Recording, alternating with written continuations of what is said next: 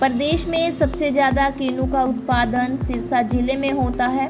सिरसा जिले में 16 से 17 हज़ार एकड़ में किन्नू के बाग लगाए गए हैं। सिरसा जिले का किन्नू देश के अलावा विदेशों में भी एक्सपोर्ट होता है। पिछले 2 सालों में हीट वेव के चलते किन्नू की पैदावार कम हुई है।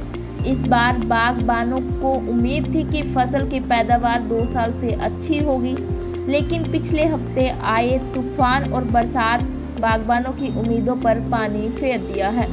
बागबानी अधिकारियों की माने तो इस बार 30 से 40% का नुकसान इस तूफान के चलते हुए अधिकारियों का कहना है कि अगर मौसम आने वाले दिनों में फिर ऐसा होता है तो काफ़ी नुकसान होने की उम्मीद है, क्योंकि किन्नू की पौध पर फल लगने शुरू हो गए हैं।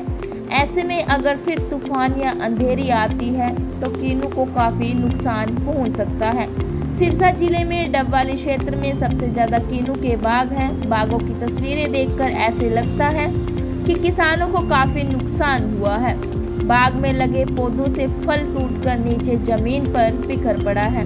वहीं जिला बागवानी अधिकारी पुष्पेंद्र कुमार का कहना है कि इस बार बम्पर फसल की उम्मीद लगाई थी, लेकिन पिछले दिनों आए तूफान से काफ़ी नुकसान हुआ है। और क्या कुछ अधिकारी ने बताया, आपको सुनवाते हैं।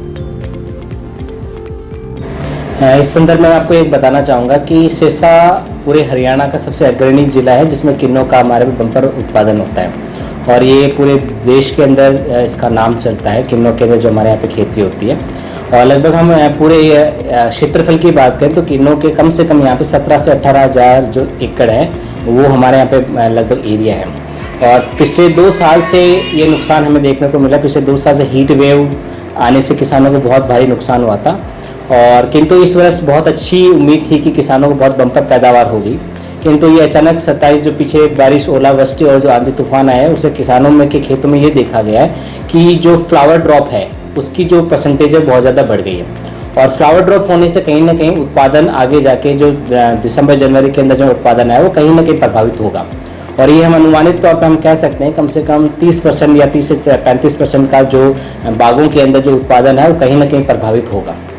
तो किसान भाइयों से यही निवेदन है कि जो नुकसान हुआ है उसका अगर वो लाभ लिया है तो अगर उनसे ने मुख्यमंत्री बागवानी बीमा योजना के अंदर अपना इंश्योरेंस अगर उन्होंने करवा रखा है पहले आंधी तूफान आने से 7 दिन पहले, तो अपने पोर्टल पे जाके उसका क्लेम कर सकते हैं। 72 घंटे के जो समय निकल चुका है उसमें अगर आप उन्होंने क्लेम किया है तो बागवानी विभाग की जो टीम है उनके मौके पे मुआवना करेगी और उनको जो भी हर संभव जो लाभ उनको दिया जा सकता है हरियाणा सरकार और उद्यान भवन उसके लिए प्रभावी तौर से कार्य करेगा।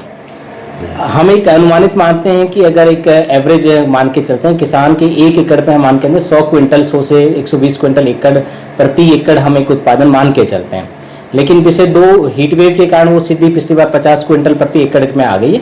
इस बार हम मान के चलते हैं 100 की जगह कम से कम 70 या 80 क्विंटल प्रति एकड़ का एक अनुमानित है कि अगर ये लाभ जो आगे का मौसम भी प्रतिकूल रहा, कोई नुकसान नहीं होता है, तो अनुमानित है कि प्रति एकड़ 70 से 80 क्विंटल पर एकड़ हमें किसानों को उत्पादन मिलेगा।